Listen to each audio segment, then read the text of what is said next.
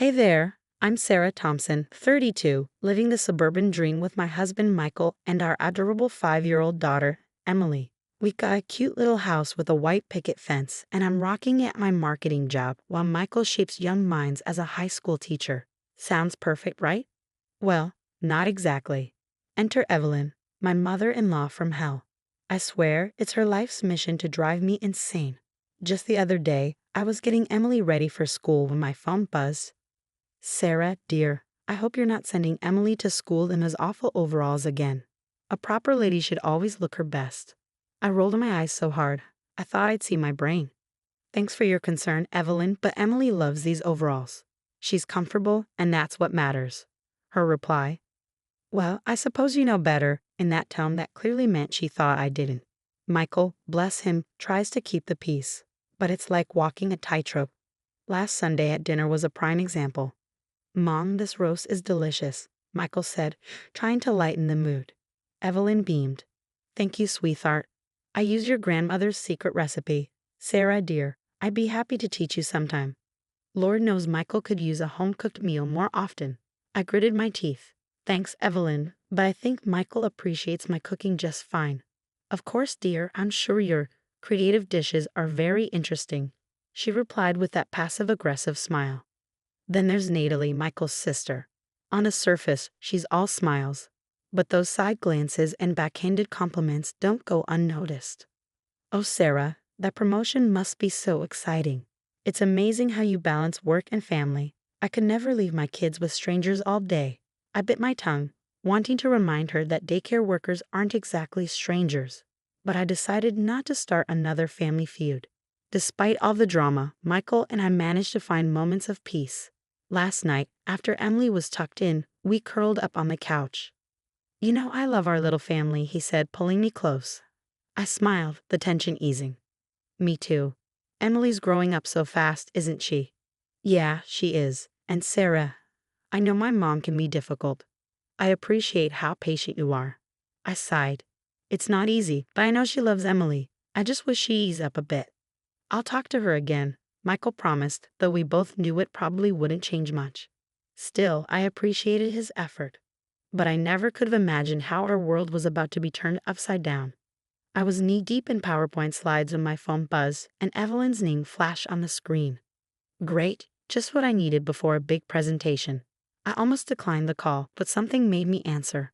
I opened my mouth to say hello, but Evelyn's voice cut through first. Natalie, are you there? Good. We need to finalize our plan for the gathering. I froze, my finger hovering over the end call button. I've been thinking, Mom, Natalie chimed in. Are you sure this is the best way to get Emily? My heart stopped. Get Emily? What the hell? Of course it is, Evelyn snapped. That woman is completely unfit to raise our Emily. Did you see how she let her run around in those filthy clothes at the park? I bit my lip, remembering how Emily had begged to wear her favorite play clothes. But kidnapping, isn't that a bit extreme? Natalie sounded nervous. It's not kidnapping if it's for Emily's own good, Evelyn insisted. Now, here's what we'll do. During the family picnic, you distract Sarah with that work nonsense she's always on about. I'll take Emily to the bathroom, but instead, we'll head straight to your car. My hands shook as I fumbled to start recording. This couldn't be happening. What about Michael? Natalie asked. Oh, please, that boy can barely tie his shoes without asking my permission. He'll come around once he sees how much better Emily's life is with us. The call ended abruptly, and I stood there, staring at my phone in disbelief. When Michael got home, I practically ambushed him at the door. You need to hear this. Now. I played the recording, watching his expression change from confusion to disbelief to anger. This has to be some kind of joke, he muttered, shaking his head. Mom would never. Never what, Michael? Never try to steal our daughter. Never badmouth me behind my back. Wake up. Don't talk about my mother like that, he snapped. There has to be an explanation. An explanation. Did you even listen to the same conversation I did? They're planning to kidnap Emily. Maybe you misunderstood. Mom can be intense, but she loves Emily. She wouldn't do this. I couldn't believe what I was hearing. So what? You think I'm just making this up? I asked, my voice sharp with frustration. I didn't say that, Michael backpedaled. But come on, Sarah. Kidnapping. That's a bit much, don't you think? A bit much, Michael. Your mother and sister are literally plotting to take our daughter away from us. How are you not getting this? He ran his hands through his hair, frustration clear on his face. Okay, let's say, hypothetically, this is real. What do you want to do about it? We need to confront them, I said firmly. Catch them in the act. Michael looked horrified. You want to use our daughter as bait? Of course not. But we need to expose them, Michael. We can't just sit back and hope they'll change their minds. We argued back and forth for what felt like hours. Finally, Michael slumped onto the couch, defeated. I can't believe this is happening, he muttered. I sat beside him and took his hand. I know it's hard to accept, but we need to protect our family, all of us. He nodded slowly. You're right, we'll set a trap at the picnic. But Sarah, if this turns out to be a misunderstanding. It won't be, I said, more confidently than I felt. But if it is, I'll personally apologize to your mother. As we sat there planning how to outsmart Evelyn and Natalie, I couldn't help but wonder how we had gotten to this point. How had our family become so fractured that kidnapping seemed like a viable option to them? One thing was clear, after this, nothing would ever be the same. The family picnic was in full swing, but my stomach was in knots. Michael and I exchanged a tense look as we put our plan into action. Emily, sweetie, mommy and daddy need to grab something from the car. Stay here and play, okay, I said with a forced smile. We walked away, hearts pounding, and ducked behind a nearby tree. Sure enough, Evelyn swooped in like a vulture. Emily dear, come with Grandma. I have a surprise for you, she cooed. As they started walking away, Michael's face went pale. Oh God, they're really doing it. We burst from our hiding spot, sprinting toward them. Stop right there, I shouted. The whole family turned to stare. Evelyn froze, Emily's hand still in hers. What's going on? Michael's cousin asked, confusion written across his face. What's going on is that Evelyn and Natalie were trying to kidnap our daughter, I spat. Gasps rippled through the crowd. Evelyn's face hardened. Don't be ridiculous. I was just taking her to the bathroom. Cut the crap, Mom, Michael said, his voice shaking. We heard you planning this on the phone. Natalie's eyes widened. You heard? Every word, I confirmed. How you think I'm an unfit mother and how you were going to take Emily and raise her yourselves. Murmurs of shock spread through the family. Evelyn's grip on Emily tightened. You don't understand, she pleaded. Sarah's poisoning Emily against us. She's turning Michael against his own family. I scoffed. Are you serious? You're the one manipulating everyone. Michael's aunt stepped forward, her face stern. Evelyn, is this true? Have you been lying to us? Of course not. Evelyn protested, her voice trembling. I've only ever wanted what's best for this family. But the cracks were showing. Michael's cousin spoke up. Wait, remember when you told us Sarah refused to let Emily come to the family reunion? Sarah, is that true? I shook my head. Emily had the flu that weekend.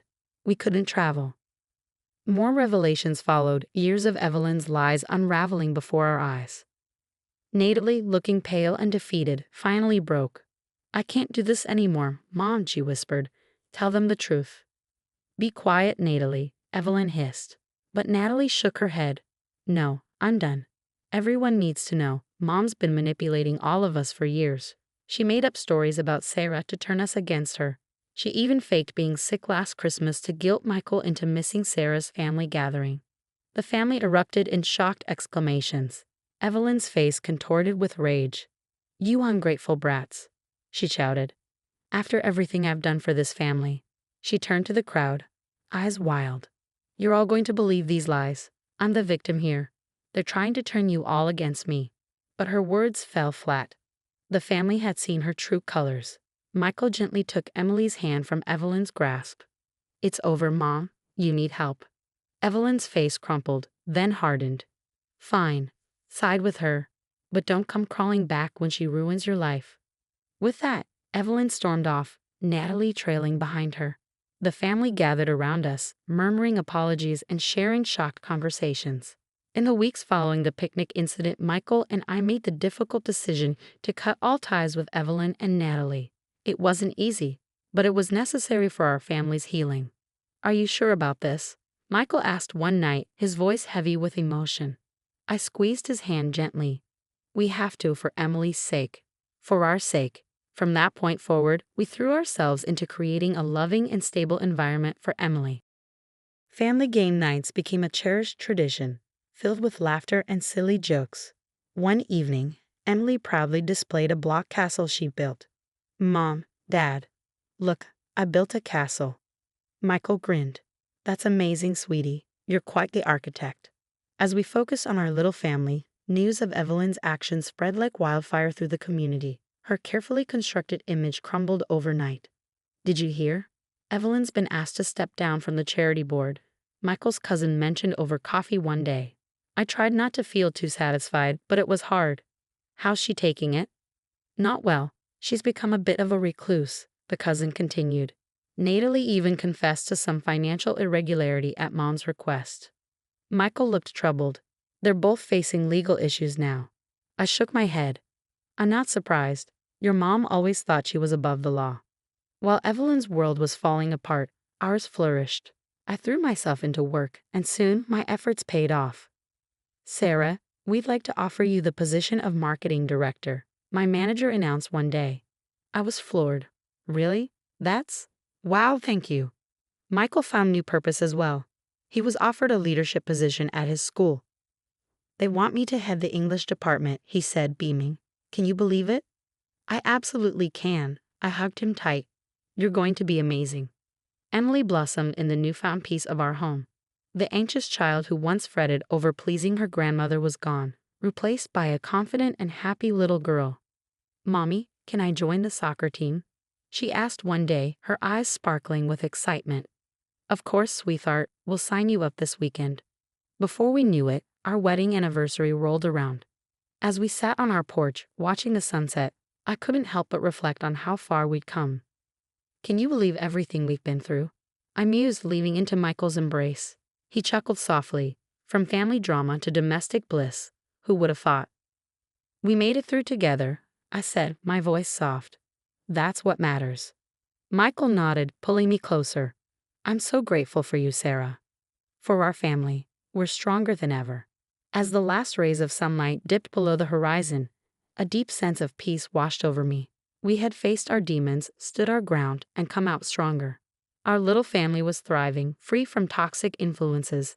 Evelyn and Natalie were learning the hard way that actions have consequences. But their journey was no longer our concern. We had a bright future ahead, filled with love, laughter, and the unbreakable bond of our family. Now I have a question for you. If you were in Michael's position, could you ever truly forgive your mother for attempting to kidnap your child? Or would you, like Sarah and Michael, choose to cut all ties despite years of family history? Share your thoughts in the comments below. Your perspectives on family, forgiveness, and protecting your children are valuable to this community.